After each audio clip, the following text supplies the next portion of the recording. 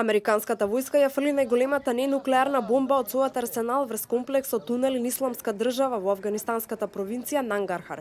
Според информациите, засега нема цивилни жртви, но експлозијата предизвикала силно тресење на земјата.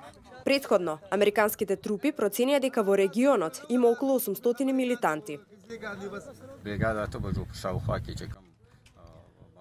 Бомбата беше многу силна, а целта беше да се урнат нивните засолништа. Таму имаше активни бази на ИСИС. Експлозијата беше навистина силна, целата земја се тресеше. Верувам дека се убиени околу 80 милитанти. Ова е позитивен чекор за нас. За среќа таму немаше цивили.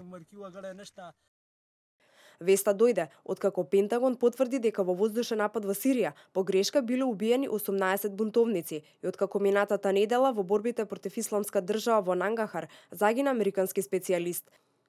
Проектилот со кратен гамоаб, познати како мајката на сите бомби, е тежок речиси 10 тони и содржи околу 8500 килограми TNT експлозив.